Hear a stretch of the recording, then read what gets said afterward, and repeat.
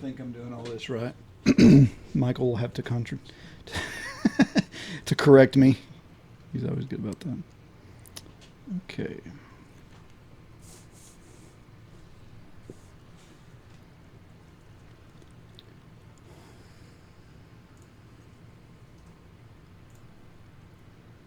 All right, I'm gonna do a little sound test right quick because I've had some people wanting to make sure we get the sound levels right on the stingers. Podcast.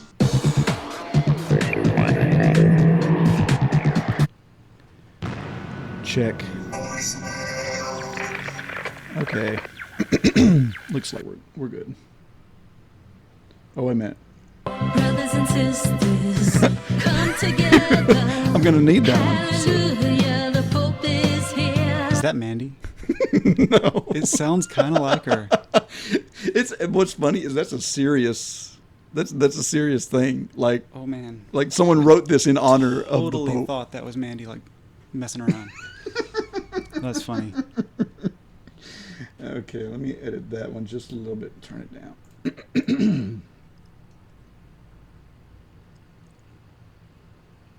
So after we do this intro thing and we go through the main of it and you go through your news, then you're just going to ask me and prompt me about last week? Yeah. Yeah. And then I'm just going to start spilling through my notes. Sure. All right. Yeah, sounds good. And we'll just talk about it and see whatever. See what comes up. Whatever happens. Okay, we ready to go? I think so. What episode 67? The Theonauts, episode 67. Okay, we'll stop that. That's where you go, the one where. All right, gotcha. Okay, here we go. Let's try this again. Get ready. Here we go. The Theonauts, episode 67. The one where we said what we meant to say, not what we thought we meant to say, or so we think. The Theonauts Podcast.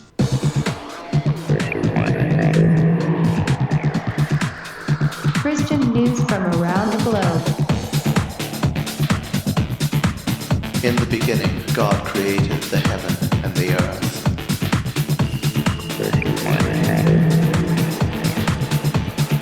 It is the glory of God to conceal a thing, but the honor of kings is to search out a matter. Explore the vast reaches of God's Word. Hello, all you Theo wordsmiths out there. Welcome to the Theonauts Podcast. I'm David Gaddy, and I have with me Colin Pennington. Yes, my good friend Colin is in the studio filling in for Jeremiah. And good news, though, I've been talking with Jeremiah, and he plans to be back next week, and hopefully we'll be back on somewhat of a regular schedule there. So, but Colin, thanks for coming in and filling in. Sure. Glad to do it. So you've actually listened to the podcast a few times, right? Yeah. I like to fill my time in traffic with something worth listening to. So, you're on my top list of podcasts to review. Yeah, well, that probably happened once I said, hey, do you want to be on the Theonauts? Well, that helps. It helps a lot. So anyway, Colin and I go way back. We've been studying this type of stuff for years and years together, and always bantering back and forth. Late nights. Have you ever thought about X, Y, Z? But have you ever thought about... Yeah, in fact, one of our topics that we have touched on many times before, we talked about on the show a few weeks ago. It's true. The ultimate destiny of the lost. It's true. And whether hell is eternal torment or not. And survey says, no, just kidding. There was no poll. To be continued. No, but to be clear, Michael would really like you, I think. Well, I think I'd really like him. Yeah. You should have us on the show together. Hey, that would be a great idea. Perfect. See, then I get ganged up on. Well, maybe. I don't know. But anyway, so you did a really cool thing. You sent me some feedback in this email here. about a previous episode. What was it that you had going on there? Well, so like I said, I'm stuck in traffic, right? And I haven't eaten like all day long, and I'm listening, and I just want to complain a little bit. First of all, you made me hungry because first you're talking about like carrots and things, then you're talking about sandwiches, and then you're talking about Big Macs, and I'm like, good grief, it's gonna be like roast beef here in a little bit. I'm just like starving to death, but no, in all seriousness, there was one piece that stuck out to me. You were talking about the first sandwich, which I thought was delectable, and you couched, of course, the two pieces around the meat piece, which was to mourn, and I thought that was really interesting. And I immediately went back to my college days, and I was thinking about Psych 101. Whenever my professor there just kind of threw out the idea that maybe depressed people actually saw the world more clearly than anyone else. Mm. And I started thinking about that, and I was like, that may not be false. And I found a little blurb on the net that says that there's something called depressive realism, and it basically proposes that people with depression actually have a more accurate perception of reality, specifically that they're less affected by positive illusions of illusory superiority and optimism bias.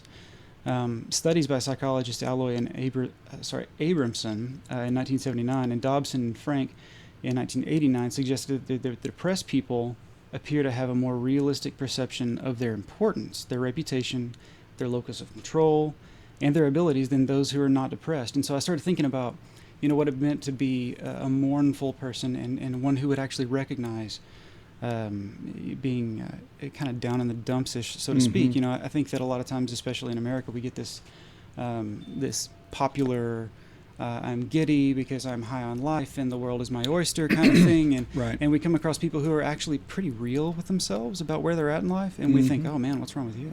Well, and that makes perfect sense when you think about it in terms of everyone looks out for number one. Yeah. I mean, you look at the hierarchy of needs, and we study all this stuff in philosophy, and we've talked about that stuff on the show before.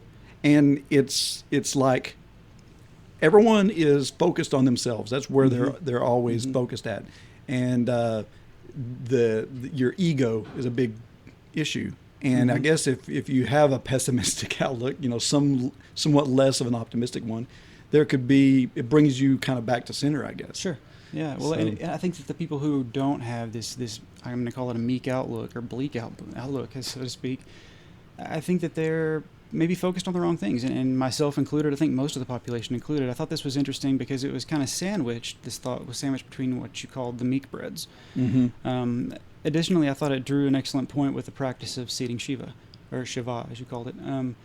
Those who would practice this act do so because they see what's important. They know, anyone who's experienced loss, they come into a room, immediately you feel your heartstrings pull and you want desperately to tell someone that you care. You want to tell them everything's going to be okay. You want to tell them that they are going to make it through. Maybe you've been there, but the reality is if you've been there, you know that nothing they say can help. Yeah. And so this culture has got it right. There isn't anything that they can say that's going to counteract this. It isn't the larger house or whether they could stay in touch in a dark moment. It's that they know that nothing is important enough to matter in that moment. Right. And so they sit in silence to comfort those in pain. And that is so hard from the comforter standpoint because you want so desperately to say something. But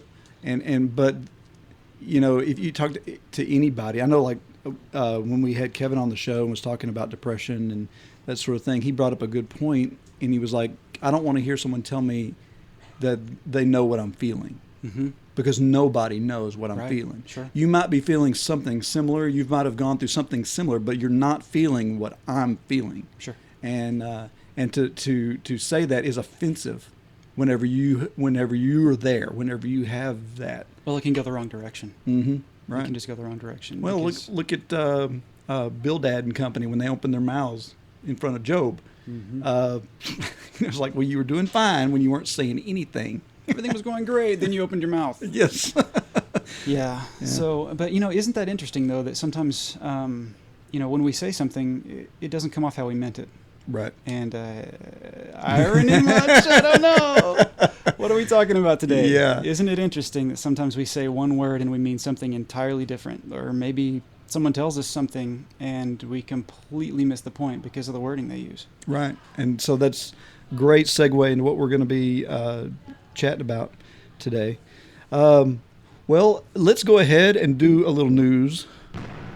And now the news. So Jeremiah hasn't been around to handpick all these news articles.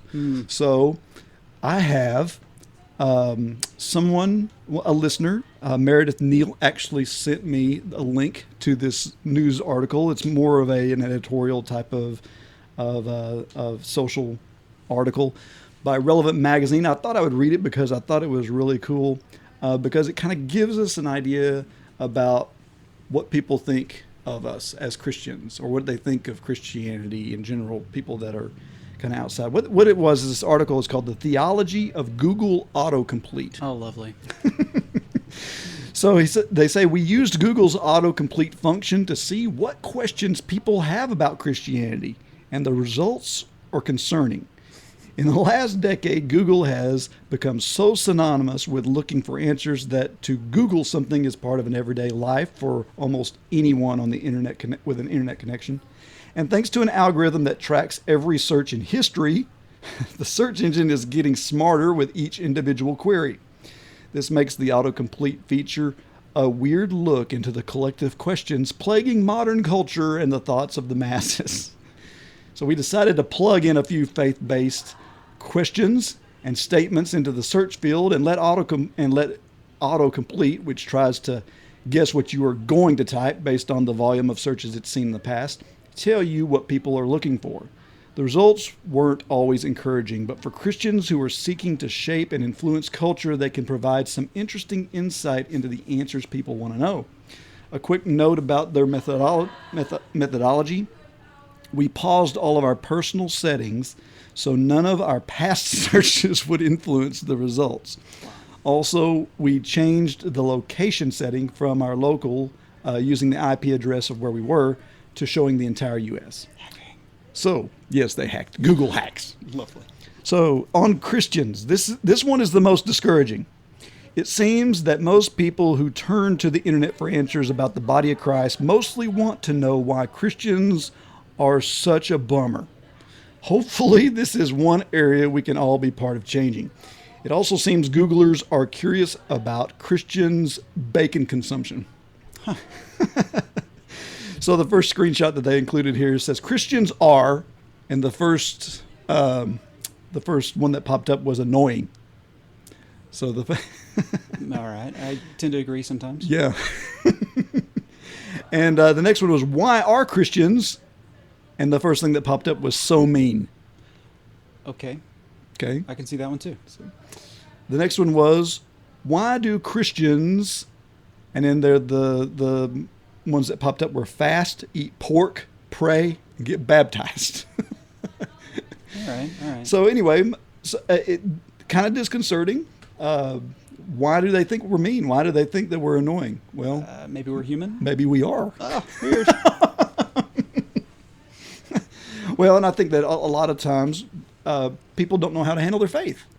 That's true. And they don't know how to socialize what they're feeling and what they're, or if they've been raised in it, well, then they're completely socially inept in a lot of cases. I think it comes down to something that's larger than you. I mean, if you're involved in some kind of a cataclysmic event where maybe you had to rush into a burning building and save someone, you're telling somebody about that for months. You're just so impacted by it, and you just cannot contain it. And you're like, man, and then the smoke was like this, and the fire was like that, and well, you can't help but spill it over because it's bigger than you. And right. I think that's kind of the way that God happens to a lot of Christians. Is it is something that's bigger, and a lot of people don't know how to restrain it, at least in some degree, to feed it to someone at a non-fire hose volume. Right. That's a good point. On Jesus himself, it says, in terms of Jesus, questions Google users have about Christianity's central figure are all over the map, though they seem particularly concerned with the second coming. Also, there are a shockingly large number of people who are curious about whether Jesus has any ink. Oh, tattoo on his thigh. I can see that. All right. So the first thing they typed in was, is Jesus? And the things that popped up were God, real, black, coming soon. Yes. And God the same person. Is he real? Is he God? Is he dead? Was. Is he God's son? Is he in the Old Testament? Let's see, another one. Jesus is love, my friend, just all right. The Doobie Brothers. They made it into the top of it. Bloody Christ.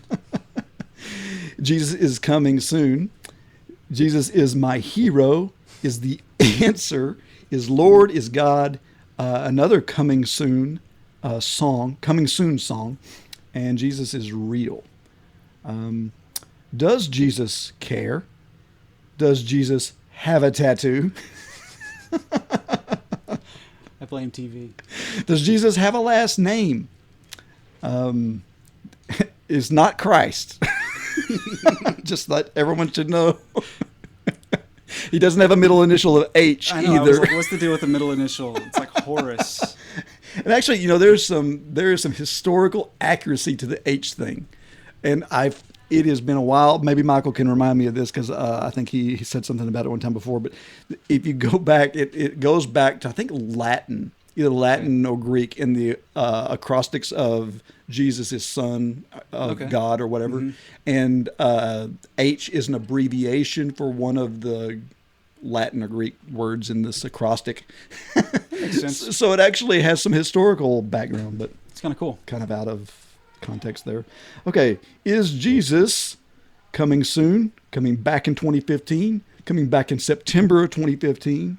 Coming back this year? Coming back to the Foster? I don't get that one. Coming back to the Foster. Is Jesus coming back? Australian for beer. Is he coming back? Is he coming back before the tribulation? Is he coming back to the White House? I don't know. I'm just totally losing it. Okay, so then on sin and salvation, let's see what people are looking for.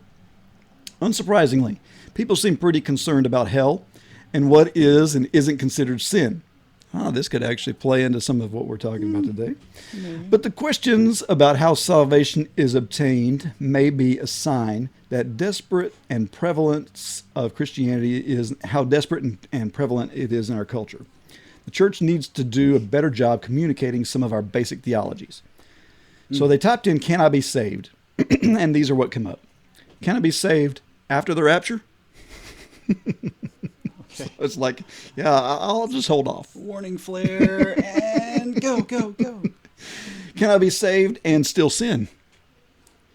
Can I be saved and not go to church?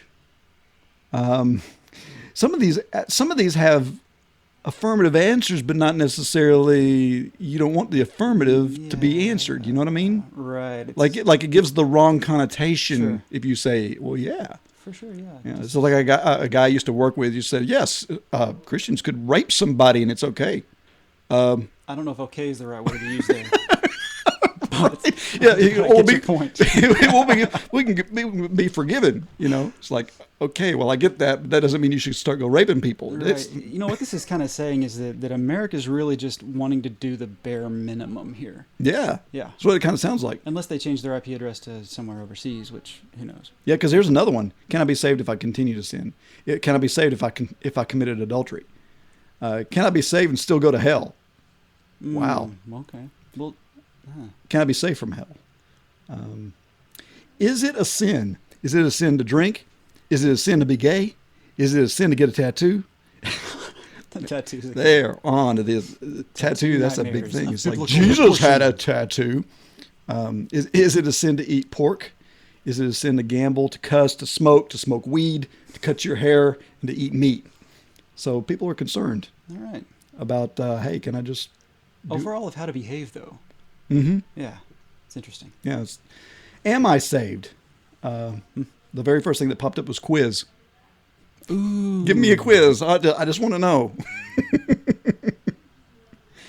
Am I saved? Test is the second one. Rate yourself on a 1 to 6 for the following 10 questions. And of course, that goes right back into, am I saved if I keep sinning? So, interesting things here. Will I go to, the first one's heaven, second one's hell, next one is hell quiz. I just wanted a quiz. I don't want the Bible. Just give me one of those answers.com pages that I Somebody can... already filled it out on the plane. I need you to give me another one. Okay, on Christian practices, considering that there's a frequent debate within Christian circles about issues like prayer, worship, the church, and reading the Bible, it's not all surprising that Googlers have questions too. Why is the church apostolic? That's an interesting one to be number one. Skewed. Why is the church one? Why is the church important? Why is the church Catholic? Womp womp. Why is the church holy? Why is the church against gay marriage? Why is the church against homosexuality? You can kind of see what's on this culture's mind. Does God exist? Does God love everyone? Does God test us? What does the Bible say about marriage? What does the Bible say about divorce? What does the Bible say about tattoos? What does the Bible say about gays? Does prayer work? Does prayer really work? Does prayer help? Is worship important? Is worship a sacrifice? Is worship only singing? You know, there's some, this is really going to play into to a couple of things that we have to talk about. It's amazing. So anyway, the autocomplete experiment isn't exactly an all-encompassing look at the cultural misunderstandings about faith and Christianity, but they do provide some insight into perception that large numbers of people have and the questions that we can all do a better job of addressing. You know what it reminded me of? There's a movie, a documentary that I watched one time. It was called Beware of Christians. Have you heard of that? I've not heard of that, no. It was filmed by some college guys down here from SMU. They were in the Dallas area, in the Highland Park area. And anyway, what they did was they took a road trip around. Well, I say road trip. They took a world traveling trip all around the world, and their whole goal was, let's find out what people think about Christians. And so everywhere they went, that's what they did, was they would ask people, what's your opinion of Christians? What do you think about Christians? And Wow. and that sort of thing. And it was kind of along these same lines. We found out pretty quickly that there's a negative view of Christians. Spoiler alert. Yeah. Wow. And so and so the thing that we just need to do is I think part of that becomes the way we treat people. Mm-hmm. If we treated people like Jesus treated people, I don't think we'd have that same reputation. No, Because I don't think Jesus had that reputation. I mean, people hated him. The religious people hated him. Yeah, I mean, But the common folk, you know, they didn't have that animosity. So well, one could only hope we could be a little more like him, a little less like us, and Yeah. maybe not be crucified, right? yeah, that's right. Maybe not. Maybe not. Who knows? The way things may be headed. All right. Well, Jeremiah had tweeted to our Theonauts podcast, just specifically so we could have... Brothers and sisters, come together. Hallelujah, the Pope is here. Yes, Jeremiah sent us some Pope news by proxy. So, here's the article. It comes from Fox News. A teenager's ISIS-inspired plot to attack Pope Francis during the U.S. visit was more aspirational than operational, a law enforcement source confirmed to Fox News on Tuesday. So yes, there was a teen who was plotting to attack Pope Francis during his visit here. The 15-year-old was arrested in Philadelphia area in August when law enforcement authorities foiled the plot. The plot is the same one that Representative Mike McCall, Republican from Texas, the Homeland Security chairman, referred to during an interview on Sunday, a source told Fox News. He said, "We are monitoring very closely threats against the Pope as he comes into the United States this week. We have disrupted one particular case. Pope Francis was not named as a specific target of the plot." In August 14th, FBI Department of Homeland Security Joint Intelligence Bulletin that said the team planned to use multiple attackers, firearms, and explosives to target a, quote, foreign dignitary at a high-profile event. The bulletin said the minor was radicalized via social media. So there's a Pope threat that's not necessarily a Pope threat. Kind of, sort of, but so does he get props for intervening here? Who, Jeremiah, for posting this? No. Oh man. I mean, like the law enforcement guys, it's like, do they actually, get some kind of special treatment now, like front row tickets whenever the Pope Mobile comes through, or what? Yeah, I don't know. That may be so, because one of the things that they said here at the end, he ended it by saying, "I'm concerned. He's a very passionate man. He likes to get out with the people, and with that comes a large security risk." So, I mean, obviously, he's wanting to beef up the security around the Pope. It kind of seems like a stretch to say that this was specifically aimed at the Pope, even that's the headlines. I wonder what their reasoning is for blaming social media. It's kind of like how in the 80s we used to blame rap music. Right. Yeah. And heavy metal. Yeah. Oh, yeah. Backmasking, you play the record backwards. And, yeah. And Led Zeppelin's telling you how to worship Satan. Yeah. I think I heard it. Yeah. All right. Well, let's move on.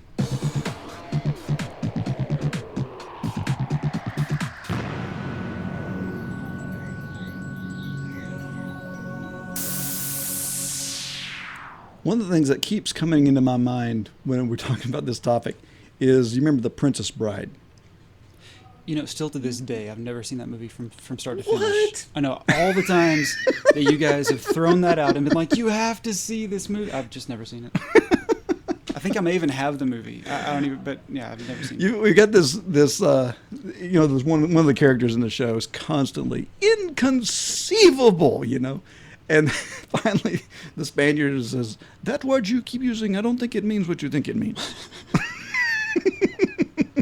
Womp, womp, womp, womp. So I think that's kind of what we're talking about today is words that we use all the time, speaking about Christian circles and how people perceive Christians. Mm-hmm. There's a language that we Christians have.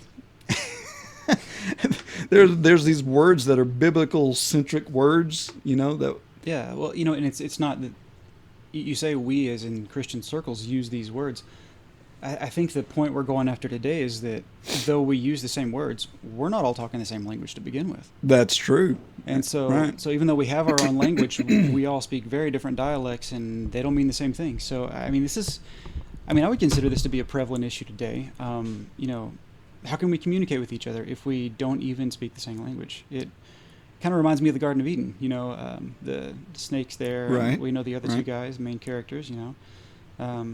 Supporting actor and actress. So Satan basically comes up to Eve and rather than because she's all of the opinion of oh no, we can't eat this because we shall surely die. And then of course in the Colin paraphrase version, Satan turns around and says, no, you will not surely die, but for the first time ever, Eve, your eyes will be opened and you'll know good and evil, and God knows it. That's why he doesn't want you to eat the fruit. And so he just ever so subtly just throws a little knot in there and just changes the meaning altogether. Right. And that's the way he works. He just changes just a little bit, and that's all he he's just got to change. reinterprets what God said, and it doesn't even have to be all that much, just enough. Just enough. Mm-hmm. And then boom. So let me illustrate this further. So okay, so what does it mean to die? Because that's really the word that got twisted around, right? Oh yeah, or surely die. What does surely mean? Is that a question mark? Don't call me Shirley. Yeah, so die was, there's... Did they even know what it meant to die at that point? Right. What was their experience? Yeah, what was their perception of the word? Had anything died yet? Maybe, I don't know. Not my understanding of it. Grass and seeds and things, and so far things are just living. So it could have been that they just had no idea what dying was, but I just think it's really, really interesting that it was so easy to take the bait, right? And just to be, it's almost like the need to have what it is that was explained was far greater than sticking to what God just said.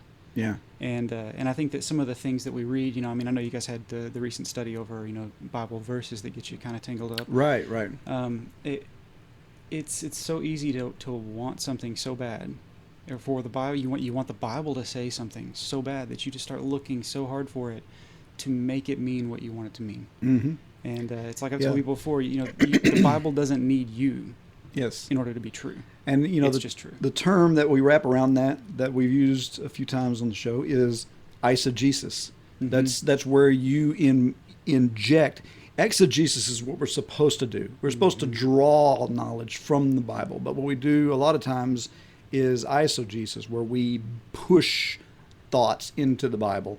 And I think that just like any tool can be used for good or for bad or whatever, concordance is a perfect example. The existence of a concordance actually helps further this problem. It does. I don't know any Christian bookshelf I've ever seen that doesn't have a Strong's or a Strongest Strong's or a Strongest Strong's or whatever they're up to now for their concordance. The ultimate strongest the Strong's. ultimate unbreakable adamantium version of Strong's. And they're really useful tools. But even myself, I'm totally guilty of this. I'll sit down and I'll be like, man, I'm just going to go and I'm going to look up a word and I'm just going to read about that word everywhere. Yeah, I want every verse that mentions the word. And now they're on computers, so you can just do a quick search, at Blue Letter Bible or something like that, and just poof, it's in front of you, and you've got every word that you ever wanted to know, and suddenly you're able to just say, oh, this all means the same exact thing. Every word, everywhere that ever said anything about fire all means the same type of fire. Yes. Versus, having different types of fire that mean incredibly different things, and then you start to really get confused. So. Right. But yeah, I think that's where Satan's got a really good foothold right now. And to elaborate a little bit on this, to say how this can affect us. Let's say your doctor calls in a prescription of something called Cedex. Okay. Because you need an antibiotic, and Cedex is an antibiotic. However, your pharmacy tech, they hear Cedex instead of Cedax, and it gives you a gallon jug of this yellow fluid, which is normally used to clean medical instruments. It's an antibiotic, all right, but it's to clean medical instruments. And so, on the one hand, if you were able to take the actual Cedax, you would be on the road to recovery. But if you drank the Cedex, well, the MSDS sheets say that if you ingest it, don't even try to throw it up because it's going to chemically burn your throat even more. Oh, great. Even though they're both antibiotics. So I think this is a really cool point because they're both antibiotics. And you could really argue the point. They're both antibiotics. It doesn't matter these small nuances that one is used to clean tools and the other is used to, clean up the body. And so it's incredibly important not to get those two things mixed up. And I think that a lot of these words that we use and that we're going to go over today especially are some that can be really grave if we don't distinguish. Some of them have small little nuances that we need to distinguish between, and some of them are just completely taken out of context, or they've been proof texted to the point to where they say something entirely different. Right. Or they've been translated so many times into so many different dialects or whatever. You start for example, with translating it into English, which is that in and of itself is a huge thing. So much is lost in translation. Oh, yeah. And a lot of people don't even realize, I guess they might realize it from a logical level, but from an emotional level, they don't really realize that this is Jesus didn't say verily, verily. Never said that. But because especially the King James translation has been around for 400 years, and that was in the birth of the English language, and so the English language has changed so much. So you add that on top of it. Now we've got words that don't even mean what they meant back then. People are using them and imposing a modern day understanding of that word onto a 400-year-old document, which, by the way, was a translation of a document that dated back 1600 years before that. Sure. I've got a version of the 1611 King James. Right. Just for, I don't know, nostalgia. I don't know. It's like an old Nintendo game for me, but yeah. But I like to just pick it up and look at it every once in a while because when you open it up, the spellings of the words. I guess a lot of people don't even realize the King James version that most people use.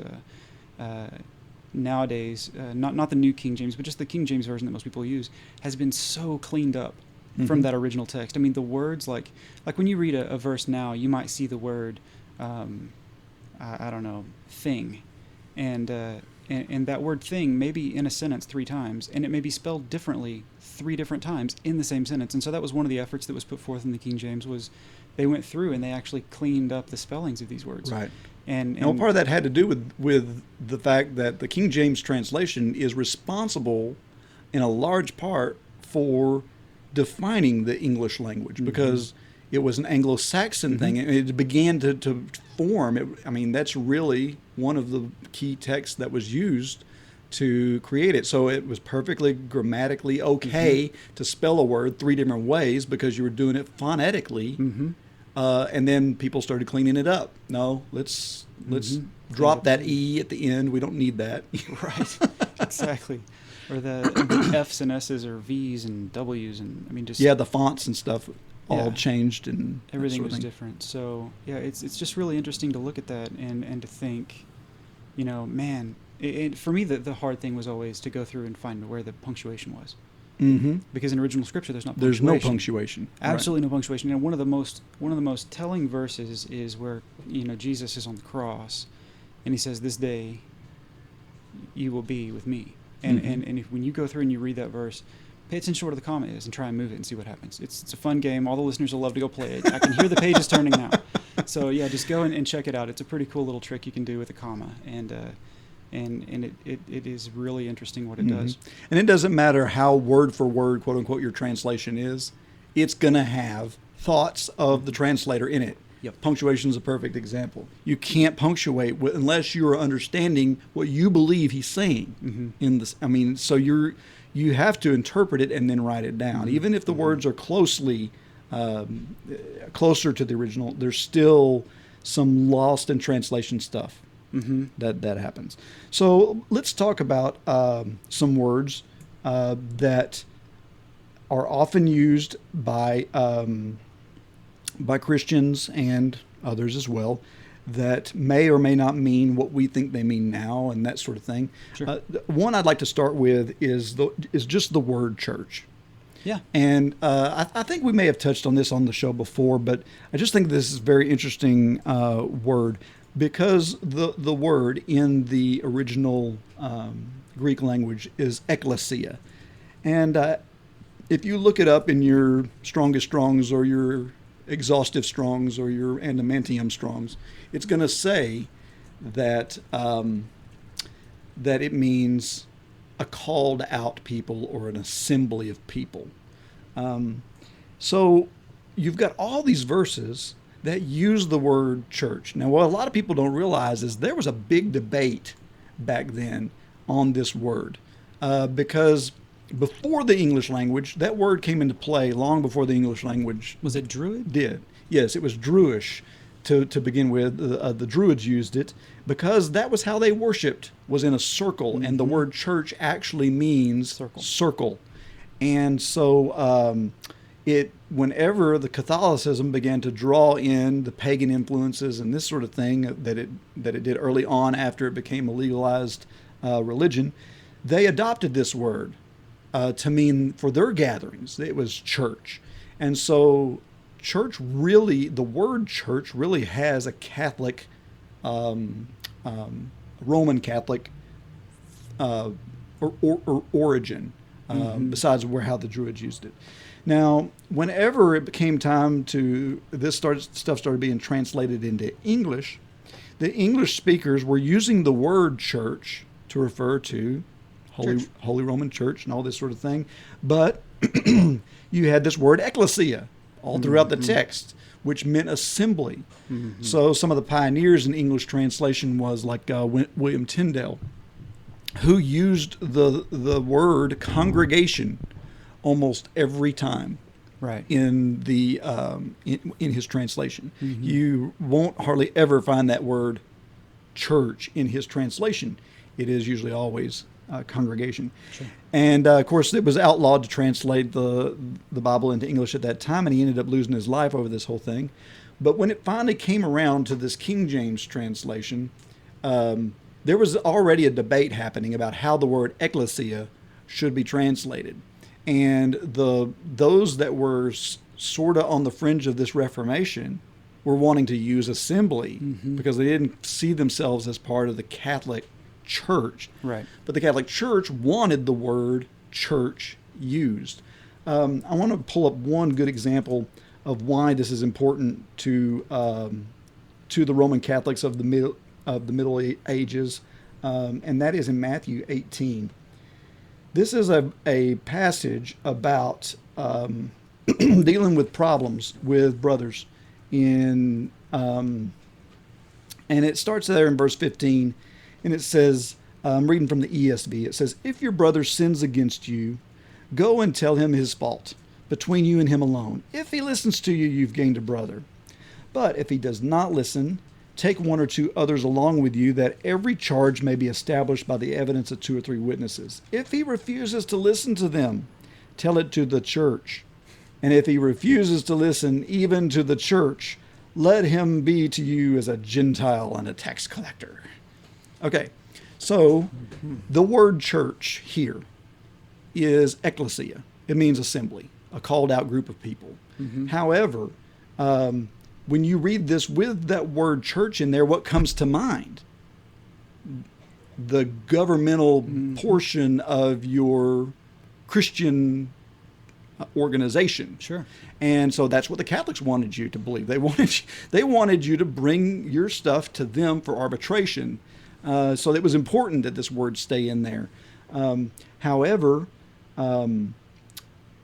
the church as the body of Christ did not even exist at this point in history. Christ had not established it in the way of his death, burial, and resurrection yet. So what was Jesus saying? He was probably, these are Jews listening to him. They're probably thinking synagogue. Sure. That's probably what came to their mind. But it could have been any called out group of people. Bring in a group of people and let them help arbitrate what's going on.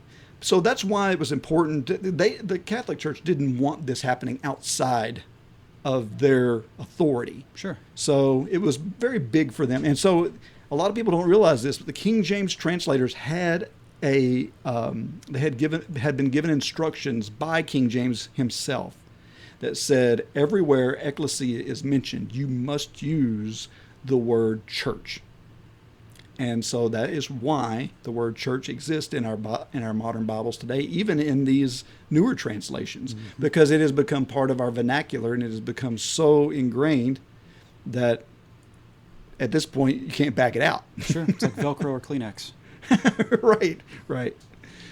So anyway, that's just the first one. So whenever we think about this word church, it's so hard because we use that word all over the place. I'm going to go to church. Yep. Well, what does that mean? Well, I mean, there's...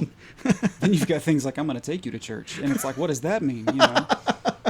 Yeah, or I need to go clean the church. Yeah. I'm going to church you. Yeah. I mean, there's all these things that the word is just used all over the place. Sure. And you know, if you're talking about church as in the body of Christ, that's us. You can't go to that. No. You need to be that. Assemble that. Right. The Avengers. So anyway, what word do you have there you want to talk about? You know, one that's it's kind of interesting is gospel.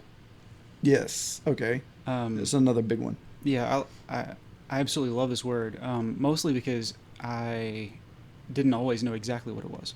And I know that must sound crazy. There's probably people out everywhere just shutting off iPads right now. But no, in all seriousness, whenever I was, just picking up tidbits here and there, listening to sermons growing up, the way that it was couched in all these different statements made me think it was could have been anything. I mean, it could have been all kinds of things. Right. But to set the record straight, I mean, the gospel specifically means good news. Right. I mean, that's kind of widespread knowledge nowadays. Everybody's talking about that, you know. One of the easier ones to grasp. But the thing that really gets me in this is even though we know that, and it's almost second nature to jump to that and be like, well, I know, yeah, of course, gospel means good news. Who doesn't know that? Ha ha. Beat your chest a little bit, rattle your chain. But then you start reading the Bible. And this is a good challenge. In fact, going forward throughout all of this, if you hear a word or if you think you know a word, look it up and see what it means and kind of dig in a little bit. And then rather than just leave it at that, because it's really easy to segment that off and kind of compartmentalize that in your brain and then go and read through the Bible and kind of forget that you know what that word means. Take that word with you and start trying to apply it into the sentences where you're reading it. Because when you take the word gospel and you start reading it, you're going to quickly just supplant good news or switch it out with good news everywhere. And it doesn't always seem to make sense. Right, because we think of it in broader terms than that. Right. We think of it even in an all-encompassing thing in many cases. Right. And I mean, we've even gone as far as to say, well, the Gospel of Mark or the Gospel of Matthew or, these kind of things. Like they all have different gospels. Right. Well, what's Mark's gospel? Is this any other gospel? I mean, so we start to get all these things confused. But the one that really gets me is obey the gospel.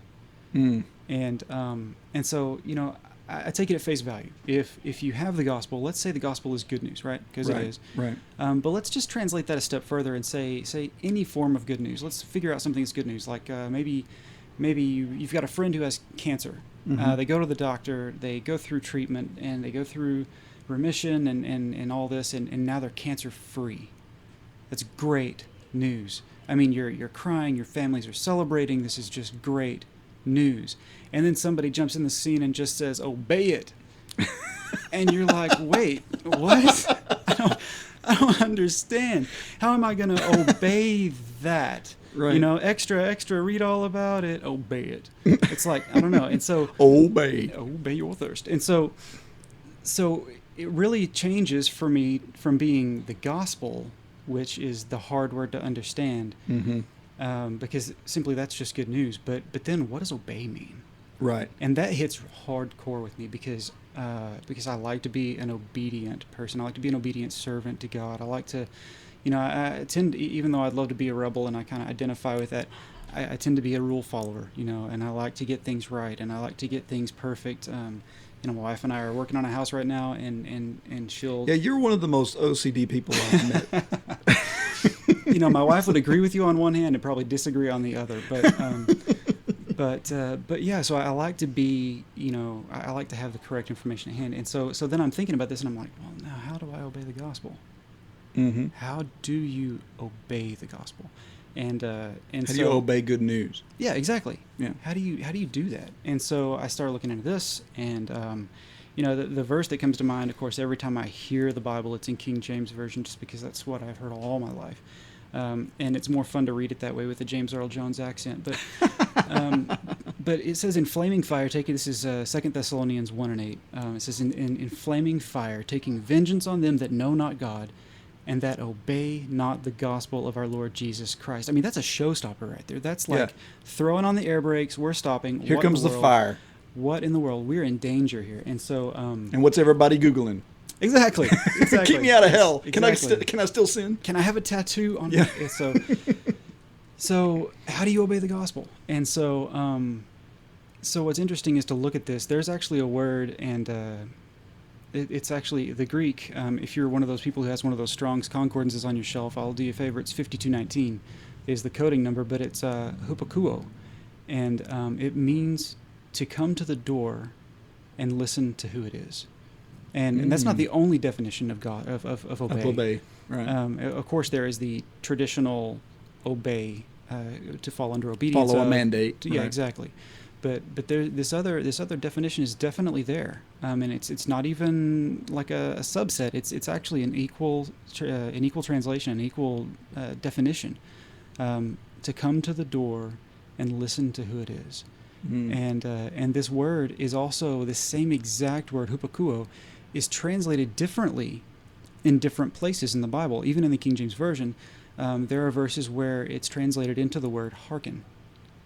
And so as you're reading through the Bible, you may be reading the word hearken, and it makes sense to you because you think of hark the herald angels sing and all this kind of, you think of listen, or, this kind of thing. And look what Jesus himself says, seek and you shall find, knock and the door shall be opened unto you. And what did he tell, I forget, one of the 7 churches of Revelation? He told them, behold, I stand outside and knock. Mm-hmm. You're not answering the door. Exactly. Or I am the door. Yes, so he used this. It makes Yeah. perfect sense why this could be used with the word Absolutely. gospel or good news. So when you think about the good news, and you hear obey the good news, and we can recapture it back in this verse, in flaming fire taking vengeance on them that know not God. So that's the first qualifier. They don't know God. Right. And I think it's interesting that the hupakuo means to listen to who it is. Mm. So they know not God, and that obey not or listen to. They don't listen to the gospel of the Lord Jesus Christ. And it's not just hearing it. It's not just like, oh, it's a radio in the background as we're walking through the mall. They're not heeding to it. It's Like bringing it in. It's as if you're home alone, the electricity's out, and suddenly there's a knock at the door. You want to know who's out there. and so you're listening to every last bit of it, and you're hanging on every last moment to know all there is about it and to know who it is. Right. And so I think that for me anyway is just a better explanation that makes a little bit more sense to me, as far as obeying the gospel. Now if it's good news, I'm going to hang on every moment of it. I'm going to listen to it as though it's a curiosity outside the door, and I want to know everything about it because it's great news. It could be Ed McMahon at the door. With my check. With your check. Speaking of Ed, if you're listening. Well, that word has also been one that I've looked at a lot before, the word gospel itself. That word gospel, it comes from a Greek word, evangelion, and it is good tidings, but it's also a reward for good tidings. What's interesting about it is the way it's translated in most of our modern translations, or even the King James. It's a general term. In the Greek, it just simply meant good news or a good message. The news of Jesus is definitely good news. The one word, but this one word is also translated as gospel of Christ. Okay, the one word is translated gospel of Christ 11 times. Wow. It's translated gospel of God 7 times, and the gospel of the kingdom 3 times. So it appears by its usage and the translation that it is not simply used to mean a good piece of news, Right. but a very specific good piece of news. Absolutely. And that is the good news of Jesus Christ. And Paul wanted to make sure we understood this. And this is, to me, is one of the, you might go, hey, you know what? I don't read all that. I don't need a Greek concordance to understand the scriptures. And if you're there, that's fine.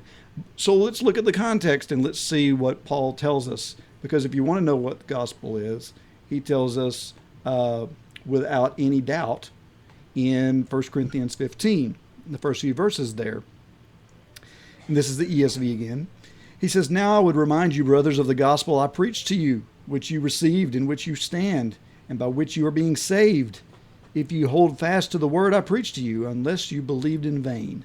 For I delivered to you as of first importance what I also received, that Christ died for our sins in accordance with the Scriptures, that he was buried, and that he was raised on the third day in accordance with the Scriptures, and that he appeared to Cephas and then to the 12.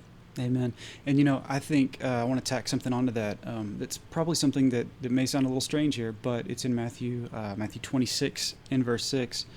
Just follow me for a second. It's kind of self-revealing. It says, "Now when Jesus was at Bethany, in the house of Simon the leper, a woman came up to him with an alabaster flask of very expensive ointment, and she poured it on his head, and he reclined at the table. And when the disciples saw it, they were indignant, saying, 'Well, why this waste? For this could have been sold for a large sum and given to the poor.' But Jesus, aware of this, said to them, 'Why do you trouble the woman? For she has done a beautiful thing to me, and for you have always have the poor with you, but you will not always have me. In pouring this ointment on my body, she has done it to prepare me for burial. Truly I say to you, wherever this gospel is proclaimed in the whole world, that what she has done will also be told in memory of her.'" Wow. So in like keeping with that, Yes. since we've just established the gospel, I figured it'd be a good idea to throw that on there, because it's not very often that Jesus just stops the show and says, we're gonna switch the spotlight over to to someone else for a second, especially when we're talking about the death, burial, and resurrection. Yeah. And so if we're thinking about it in terms of death, burial, and resurrection, is that what we limit it to? I mean, not at all. I mean, people lump everything into this word. Mm-hmm. I mean, you'll hear people say, you know, he's preaching a different gospel. Right. And he still believes Jesus Christ was dead, died, buried, and was resurrected. He's not saying anything against that. He's Exactly. teaching something that you just disagree with. Mm-hmm. Does that mean he's teaching a different gospel? Not unless he's teaching that Jesus didn't die, wasn't buried, or wasn't resurrected. Mm-hmm. Mm-hmm. So, and if we look at all the places where this word gospel is used, I mean, you'll see warnings about people using other gospels and this sort of thing. And, Mm-hmm. and so whenever you get someone using a word, using the word like that, then we start imposing, okay, if gospel means he just preaches something that I don't believe Sure. theologically, maybe, it's any number of things that separate denominations. Mm-hmm. And you say, well, because he's preaching that, he's bringing another gospel. I think is in error, given what the definition of the word itself. Well, and then it waters down the means. actual definition altogether. Correct, because then we become dependent upon all these other things. Mm-hmm. There's places where Romans 2 in verse 16, and I am back in the King James because I want to use a lot of these that are misused misused a lot of times because we've had 400 years of using it this way. Sure, yeah. So in the King James, in Romans 2, verse 16 says, in the day when God shall judge the secrets of men by Jesus Christ according to my gospel. Okay, so that's what he's going to judge people according to, the gospel. Now, we just defined the gospel as death, burial, and resurrection of Christ, and obedience as to being hearkening unto that. Mm-hmm. So, but if we are going to loop more things into it, well, then now Romans 2:16 means anything I just put into the word gospel, Mm-hmm. I've got a scripture for to back up why I'm right and they're wrong. Mm-hmm. So even though it doesn't mean that, and Paul didn't mean it whenever he said it. And of course, there's many other places. Romans 10 and 16 says, but they have not all obeyed the gospel. For Isaiah said, Lord, who hath believed our report? That word obey again. Mm-hmm. Once again, if this means every little thing that you teach or little thing you believe in Mm-hmm. is gospel, then all of a sudden someone who doesn't teach that or believe that is preaching another gospel. Or doctrine. Right. Which is a good point. Let's talk about that word. So what does the word doctrine mean? That is a great question. Yeah. The word doctrine is actually, if we're going to go back to the Greek, and I know we're probably geeking out with the Greek, but that's okay, because that's the language it was written in. It's true. But there's a few words that are used that are translated as this word doctrine, but they're all in the same vein. Didache means teaching. Didaskalia, which is obviously a derivative of that, means teachings. Heterodidaskaleo, which is the opposite, a bad teaching, or a teaching that is an error or whatever, a negative teaching. So you have the word is teaching, and I guess the biggest point that I want to make about this word doctrine is that you never hear it used in our English vernacular unless we're talking religion. Yeah, I think it's true. But yet you have the word; it simply means teaching. Or unless you're saying like indoctrined. I mean, that's kind of like. Then you kind of are indoctrinated. It's kind of like even whenever you hear that, sometimes it's in a negative connotation, like somebody's being brainwashed or something. Right. But it's still along original. And we kind of do that. I mean, so it's like the word indoctrinate. I don't even think is found in the King James Bible. It might be, but if we look at this word, as in teaching. For example, the local college, they have a doctrine. Sure. They would have to. Right. your college professor, he's got a doctrine. Sure. Your And a doctorate, probably. Yeah, and your high school, your elementary, they all have doctrines. And you say that and you go, oh, because it starts hitting your sensitivities because it has a religious connotation to it. Your But- religious radar starts going off. yeah, but stop that. That's not what it means. We need to simplify it. It's not some special form of teaching. It can be used in Scripture very simplistically to mean a very small thing. But where it starts getting scary is whenever we read verses like, let's see, how about Romans 16, where this is part of the reasons why we can't seem to get along. Mark them, which cause. Yes. So it says in verse 17, I appeal to you, brothers, this is in the ESV, to watch out for those who cause divisions and create obstacles contrary to the doctrine that you have been taught, and avoid them. Now, by the way, when he says the doctrine, he means the teaching. When he says the teaching that you've been taught, he's not talking about you personally in your specific denomination or whatever. He's talking about the Romans, what they had been taught by him and the disciples that were going around at the time. Yeah, it's interesting. I know a lot of times we try and get away from the King James Version because it can sound so poetic that we lose things. And it's like, I mean, it's literally hard to read sometimes. Right. But it's funny because that particular, was that 17 you were reading, Romans 16, 17? Yes. It actually ends with, which you have learned. So literally the doctrine which you have learned. So it's a throwback to the same learn word. Yes. Instead of, being taught. So it's just interesting that the context clues just scream about this. That is I don't know. So the King James got it here in front of me. It says, "Now beseech you, brethren, mark them which cause divisions and offenses contrary to the doctrine which you have learned, and avoid them." Now, if we take out the punctuation just for kicks and giggles, it could be talking about avoiding the doctrine which you have learned there too. So that's kind of funny. But I digress. So the interesting thing to me about the word doctrine is that immediately, it's like you say, whenever you hear it, or whenever I hear it, I tend to think this is grave. This is a holy ground kind of thing. And it's like you start talking Sacred. about, yeah, exactly. And so now it's like contrary to the doctrine which you have learned, and not just the teaching. Yeah.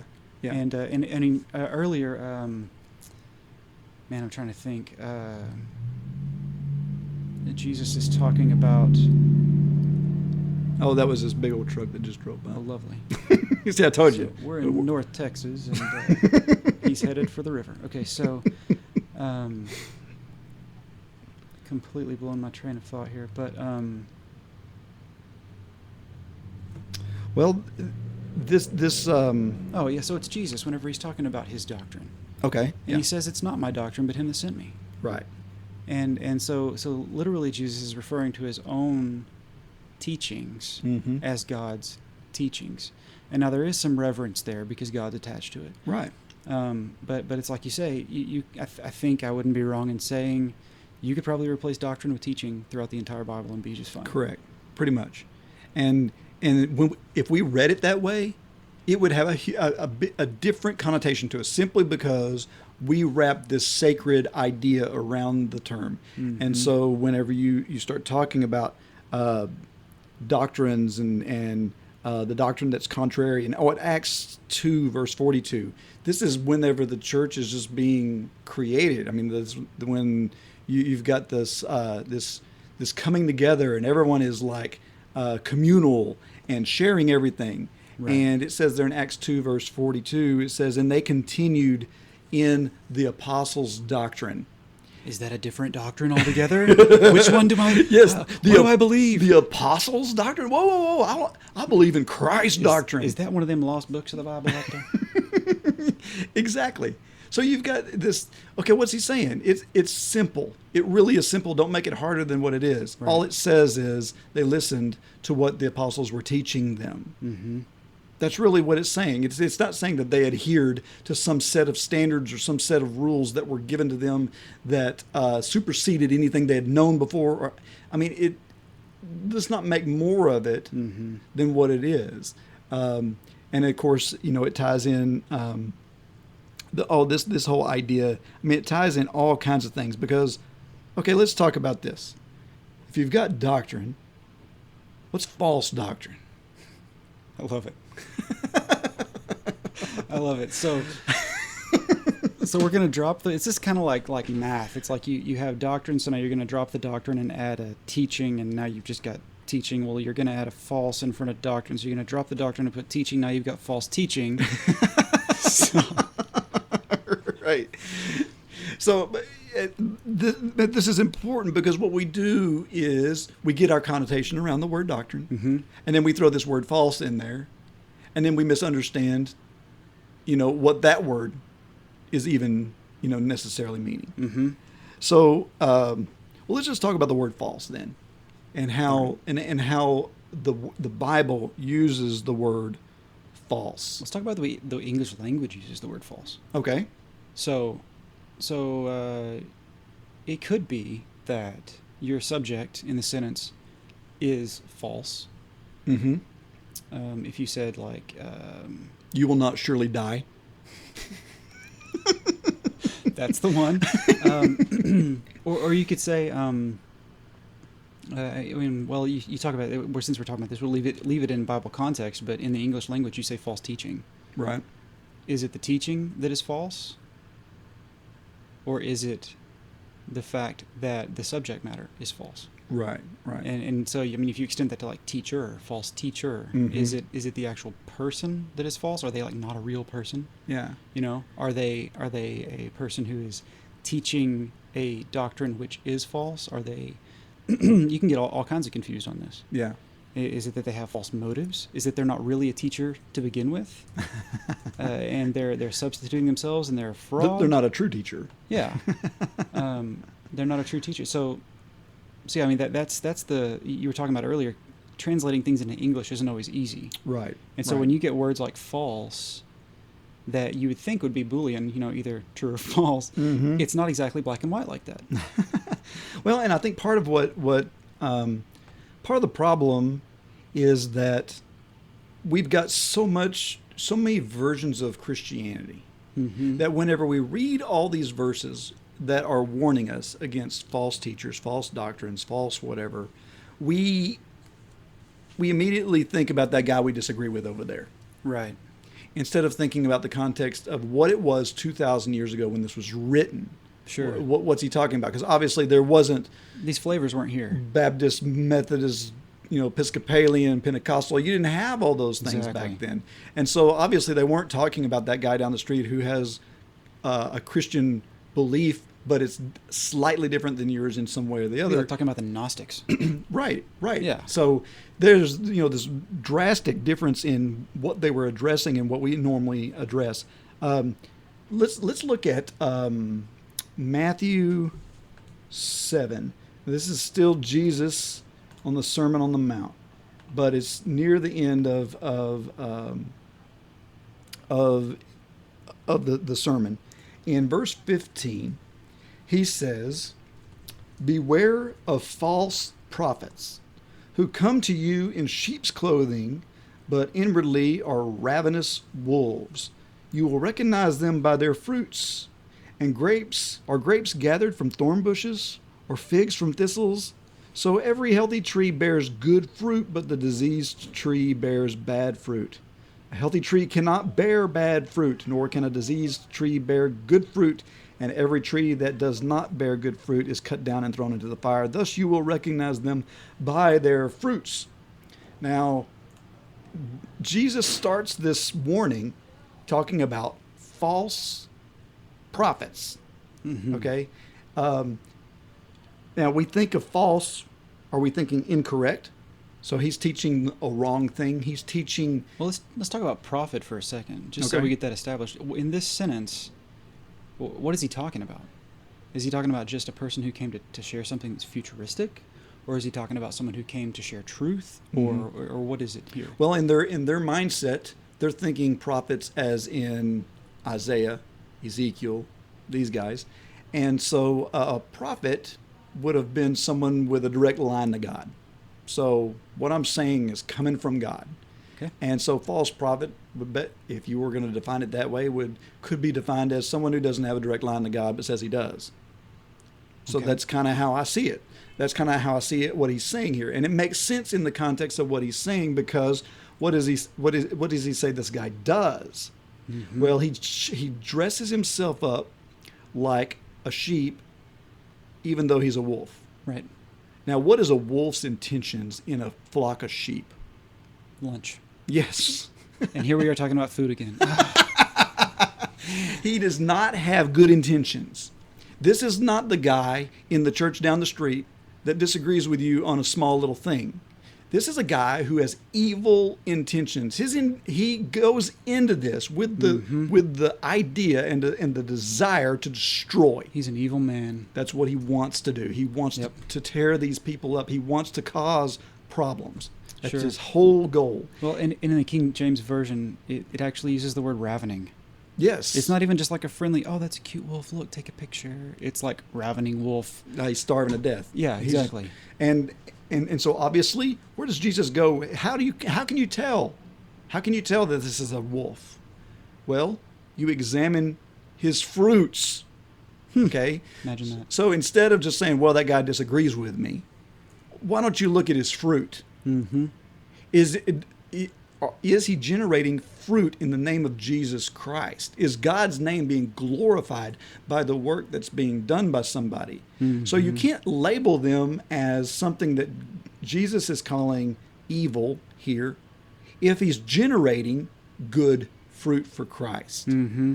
And go ahead. There's I can't think of the verse or even the guys involved right now, but there's a place, I think it's in Luke, maybe where I think it's two of the apostles come back to Christ, and they're being knuckleheads like always. Yeah. And they come up and they're like, hey Jesus, so we saw this guy who's casting out devils in your name. We told him to stop. Yeah. And Jesus kind of came unglued and he was like, why'd you do that for? Good, this isn't the Colin parallel version, but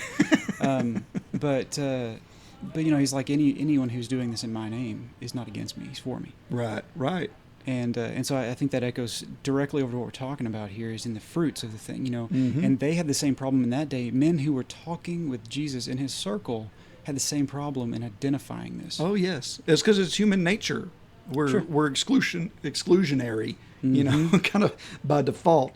But and of course, once again, verses and chapters and that sort of thing has caused us to pull a lot of this stuff out of context. Right. So what I think is really cool about this whole thing about false prophets and about the good fruit and the bad fruit, in the very next passage, Jesus says, not everyone who says to me, Lord, Lord, will enter the kingdom of heaven, but one who does the will of my Father who is in heaven.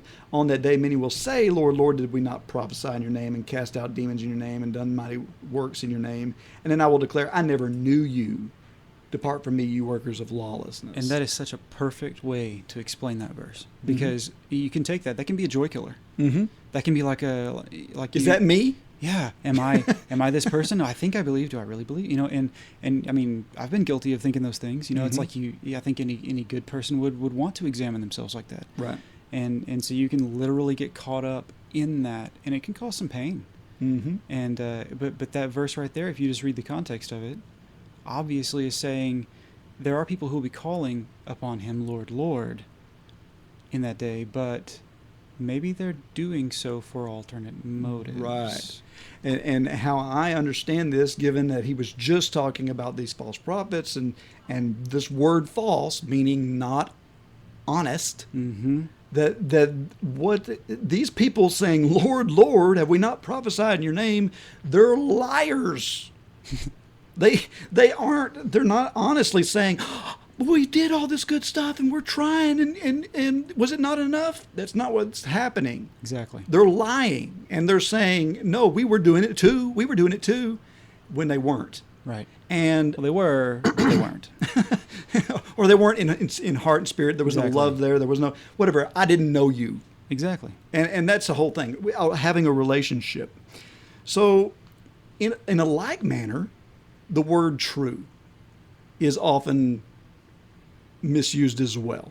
Mm-hmm. And it once again, it comes from our standpoint of just wanting to find problems with everybody else. Sure. But the word true is the opposite of false. And we were just talking about what false meant. It meant not honest, not sincere. But this word truth is right the opposite of that. Someone who is honest and someone who is true in what they're doing. There's a cool little segue in here. Like, I don't know if it's a segue or not, but it's a cool little blurb between, I guess it's Pilate and Jesus. Mm-hmm. It's in John 18. I'm trying to figure out how to make this screen go to a full text here. I'll just use it here. Go to the old-fashioned style. Colin works in the IT industry, by the way. Yeah, my handwriting's horrible. So, John 18 and 38 is where we'll be pulling the large portion of what we're looking at here. But it's interesting because in this whole thing, this is of course where the arrest and trial of Jesus is going on, and I guess I'll start back in like 33. It says, "Then Pilate entered into the judgment hall again and called Jesus and said unto him, Art thou the king of the Jews? And Jesus answered him, Sayest thou this thing thyself, or did the others tell it of me? Pilate answered, Am I a Jew? Thine own nation and thy chief priests have delivered thee unto me. What hast thou done? Jesus answered, My kingdom is not of this world. If my kingdom were of this world, then I would my servants fight, that I should not be delivered to the Jews, but now is my kingdom not from hence. Pilate therefore said unto him, Art thou a king then? Jesus answered, Thou sayest, I am a king. To this end was I born, and for this cause came I into the world, that I should bear witness unto truth. Everyone that is of the truth heareth my voice. And then Pilate goes further, and this is the really cool part here. He says, Pilate said unto him, What is truth? And I don't know if this section right here is because Pilate was concerned, or if it's because Pilate was being contrary. Sarcastic. Yeah, well, what is truth? Yeah. Like kind of this pompous Pilate kind of thing, right? Yeah, like that was enigmatic. Yeah. But I kind of wonder, because of verse 37, he says, To this end was I born, and for this cause I come into the world, that I should bear witness unto the truth. Everyone that is of the truth heareth my voice. And now Pilate's asking, what's truth? Mm-hmm. Almost like, should I have this? And Pilate kind of has that kind of a thing going on anyway.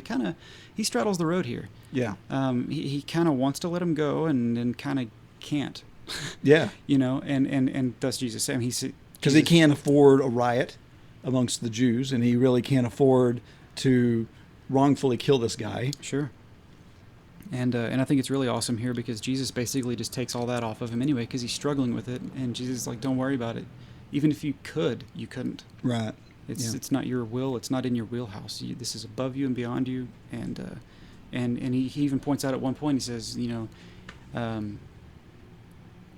he that sent you has a greater sin. Right. So it's not on you, Pilate. So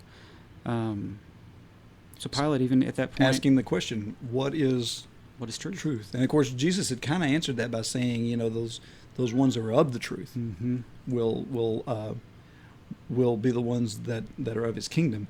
And that, one of the things that I have found in my study of this word truth, it's very fascinating. It's everywhere. Aletheia is the Greek word, and it's everywhere, and it simply just means to be true, and like we would use it. Mm-hmm. But I love the fact that Jesus himself, more than once, applies this word in reference to him. In John 14, in verse 6, he says the famous quote there, I am the way, the truth, and the life. No one comes to the Father but by me. So he says, I am the truth.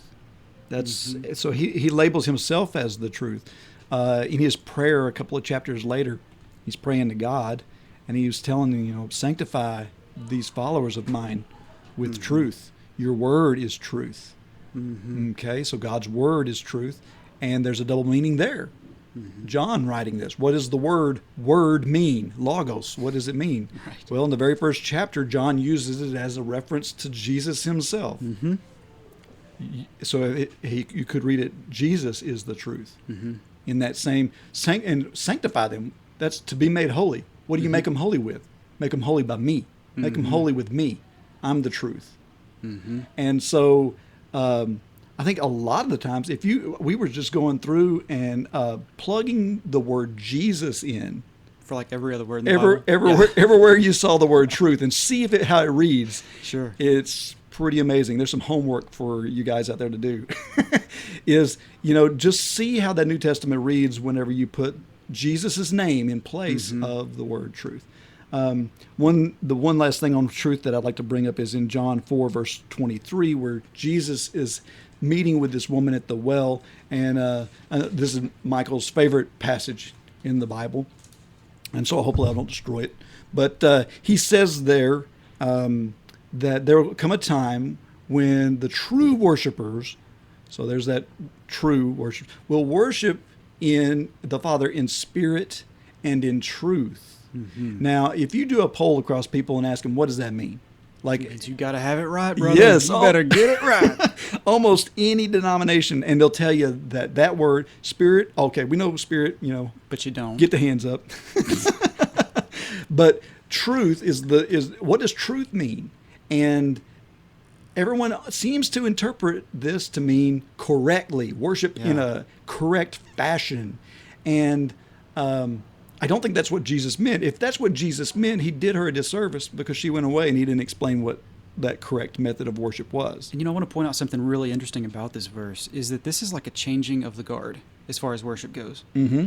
This is like, because he's talking about, backing up a second, in verse 21 he says, woman, believe me, the hour cometh when you shall neither in this mountain nor at Jerusalem worship the Father. You worship you know not what, for we know what we worship, for salvation is of the Jews, but the hour cometh and now is, when the true worshippers shall worship the Father in spirit and in truth, for the Father seeketh such to worship him. God is a spirit, and they that worship him must worship him in spirit and in truth. And so this is like, I think this directly ties in, because not only is it a changeover from going into the mountain and worshiping or going into the synagogue and worshiping, it's worshiping in spirit and in truth. It's a new, groundbreaking definition of how we worship. And and not only that, I think it's self-telling, because he says that when you have this change that happens, you're going to directly tie this back to what was.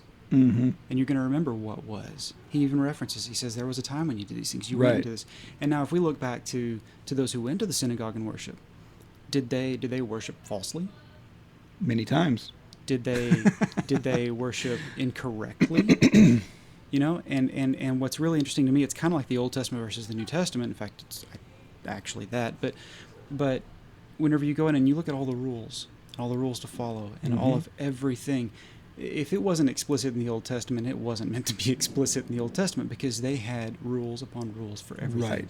Right. And so whenever they go in to make their worship, they had rules for everything. They had rules for taking their shoes off of their feet, for putting on things on their heads, and for lighting this first and then that, and offering what kind of fire it was and whether or not it was strange before God, and all this kind of stuff. And so if anybody had all of the ammunition to get it right and true, it would have been them. Correct. And they didn't. They didn't.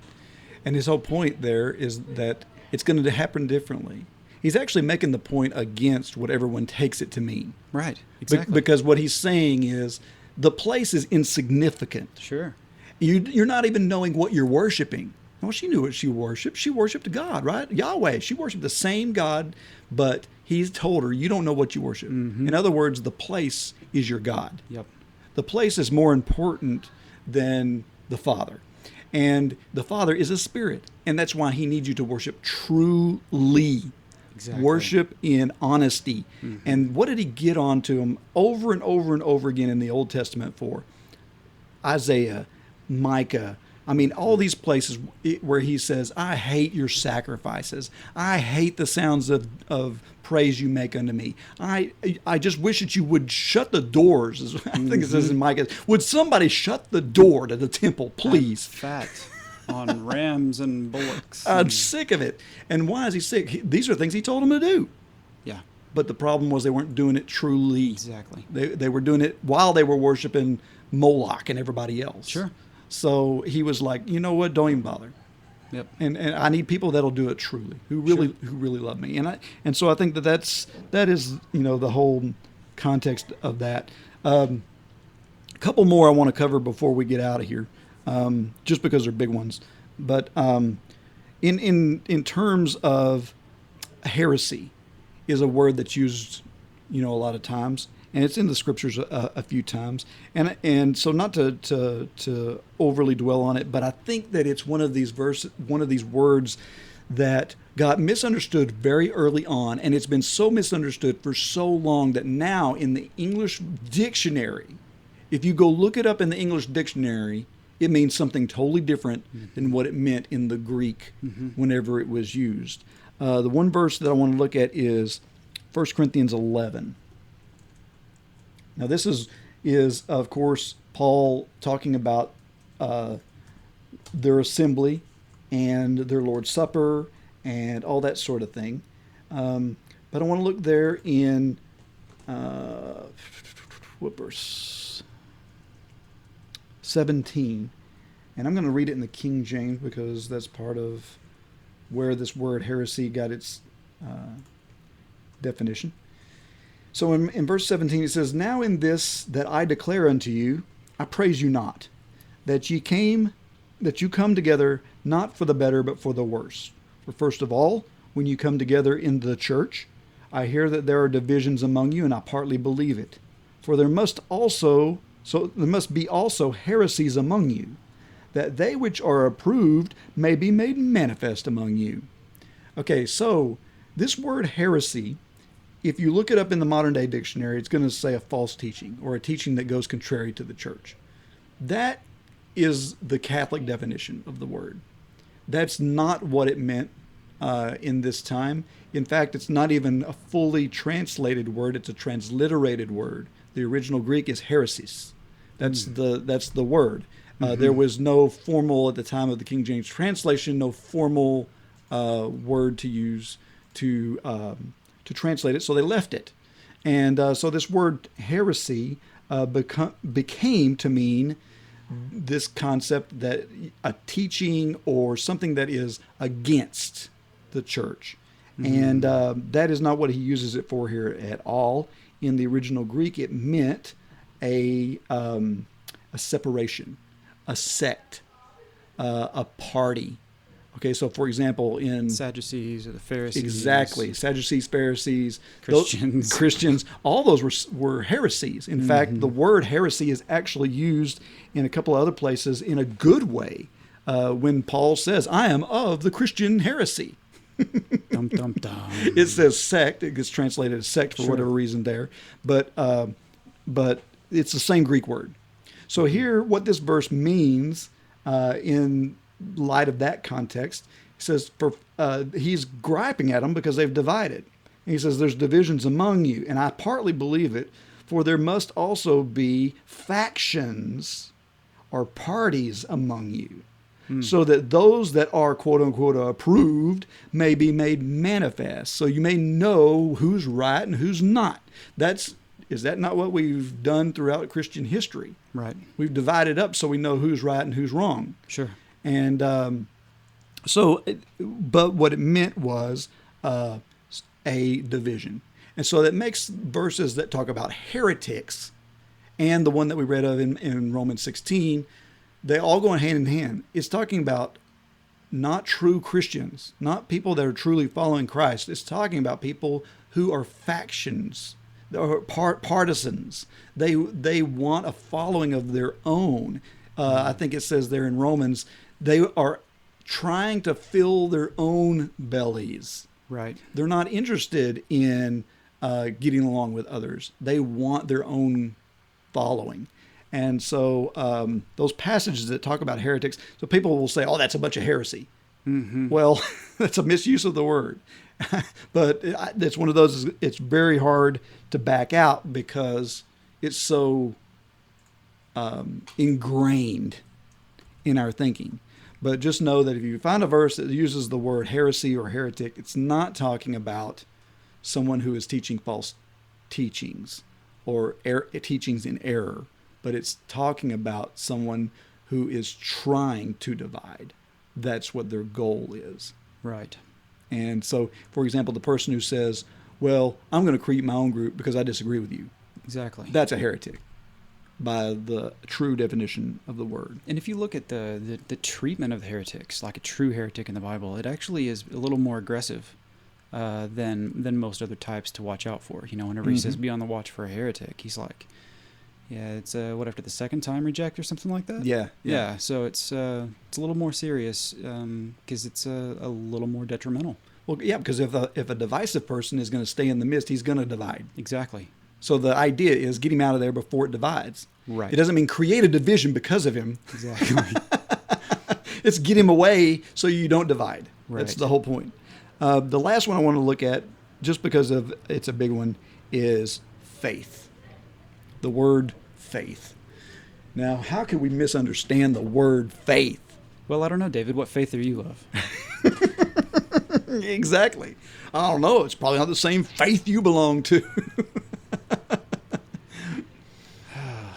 So once again, the word faith does not mean a denomination.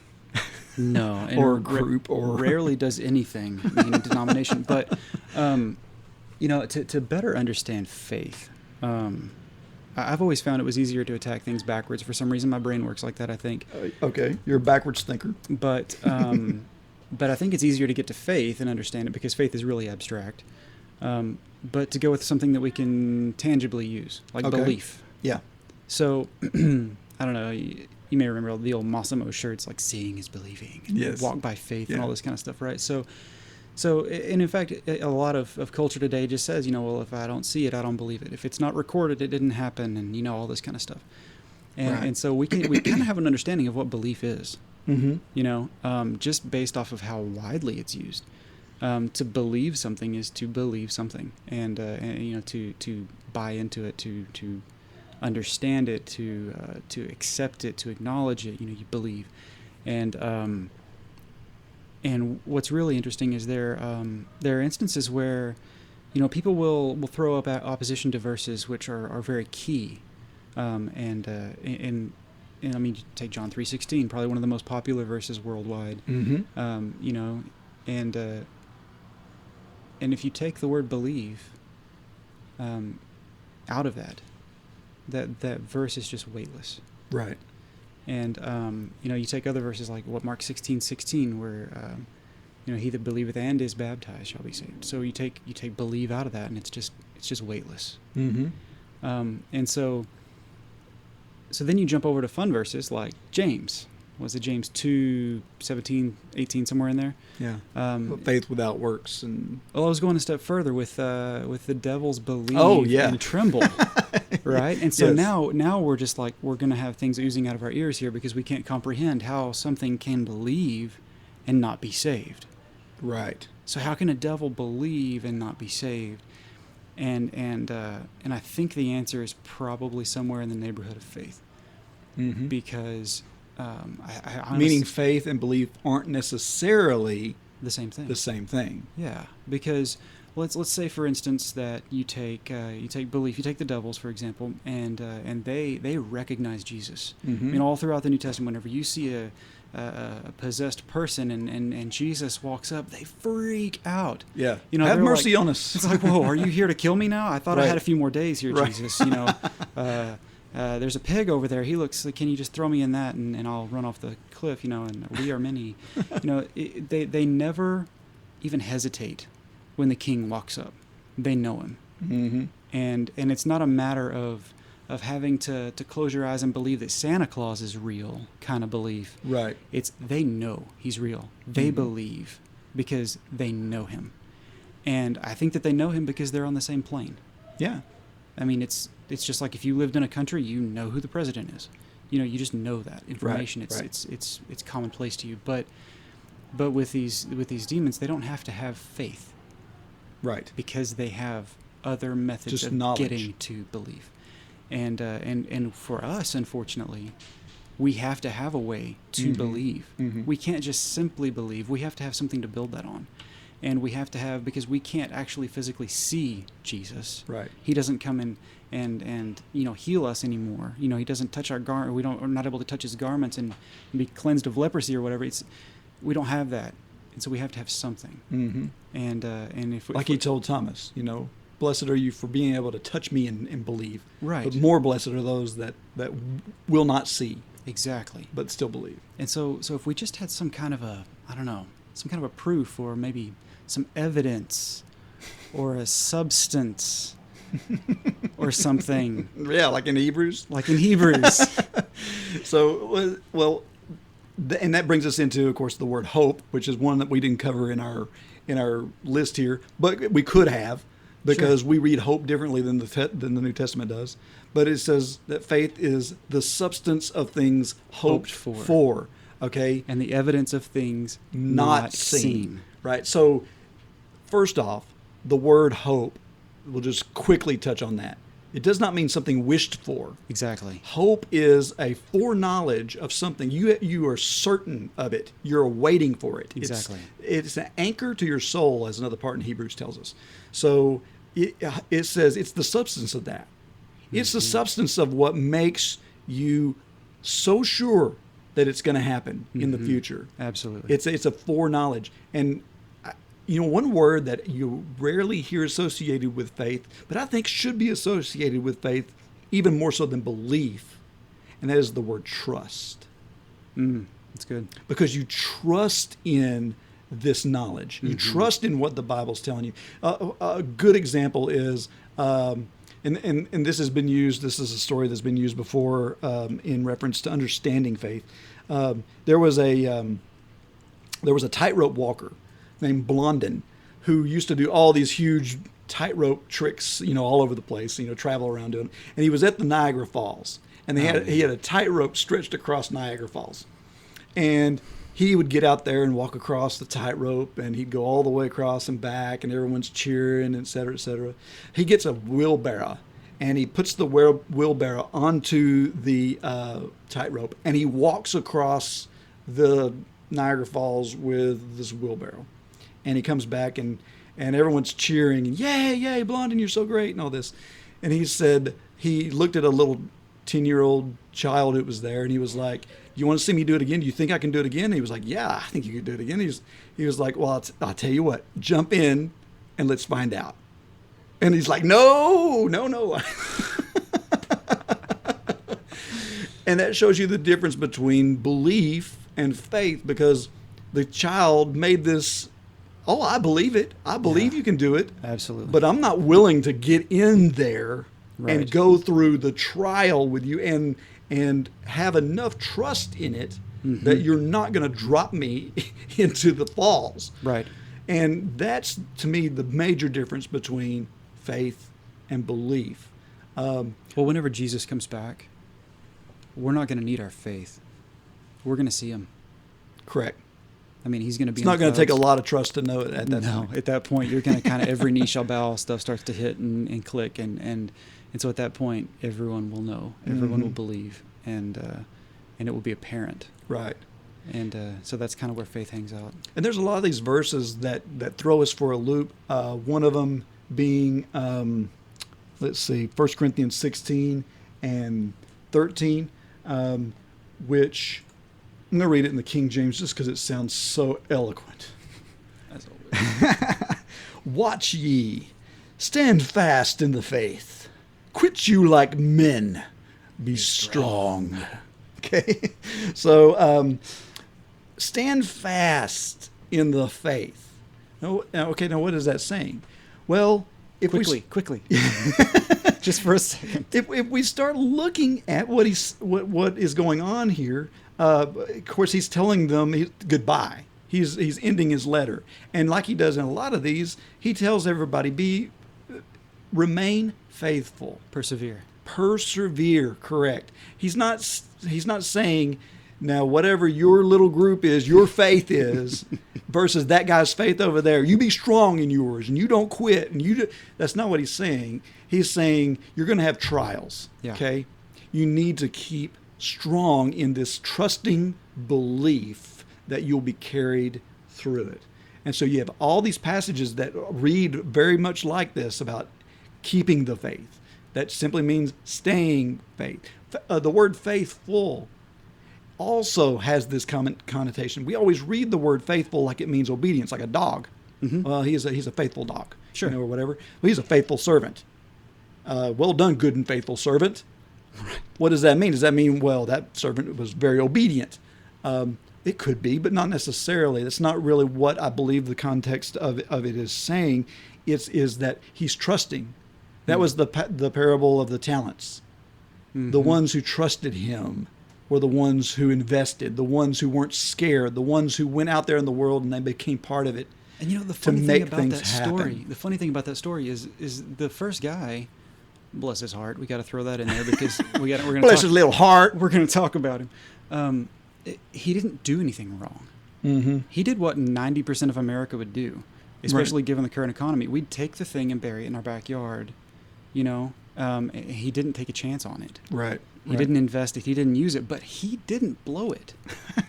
He Right. still saved it. Yes. And so that's one of the things that's always been really shocking to me is how much of a bad rap he gets. Yeah, okay, well, sure, he didn't make anything forward, but I think that just speaks to the nature of why we're here. Right.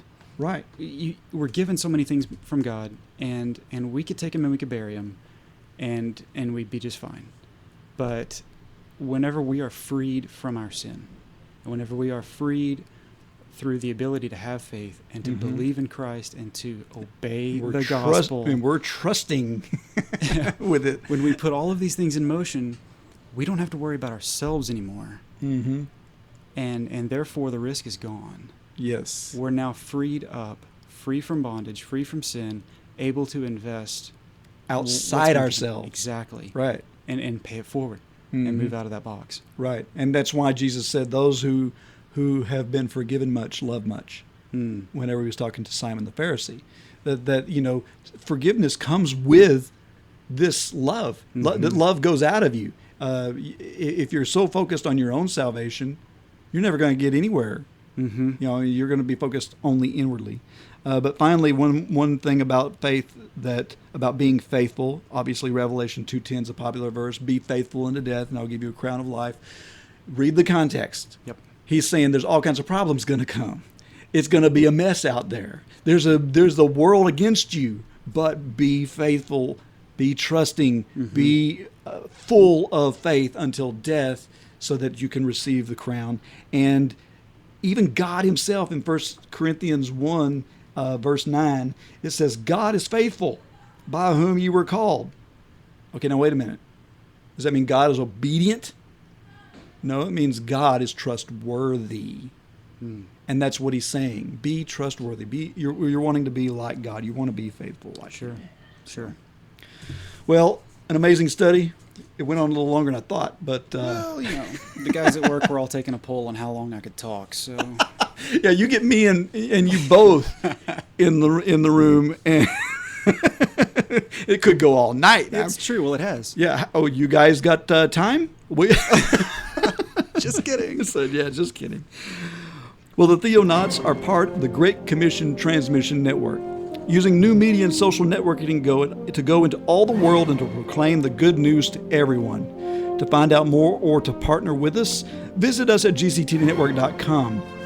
Subscribe to the newsletter there and stay up to date on all the latest from our shows, including Finding Christ in Cinema. There are several ways to contact us and leave us feedback. Send us email to theonauts@gctnetwork.com. You can call us on our voicemail line at 972-885-7270. Listen to us on iTunes, Stitcher Radio, or your favorite podcast catcher. And don't forget to leave us comments there and rate us. Tweet to us on Twitter using @Theonautical. Like us on Facebook at facebook.com/Theonauts. Follow us on Instagram @Theonauts. And don't forget to tune in again and explore the vast reaches of God's Word with us. Colin, thanks so much for being here, brother, and filling in for Jeremiah. My pleasure. All right. God bless. This has been the Theonauts Podcast. Call us with your questions or comments at 972-885-7270. That's 972-885-7270. We'd love to hear from you. You are tuned in to the GCT Network. This is your Great Commission transmission. At GCTnetwork.com. This is your Great Commission transmission. And we're out. All right. Woo.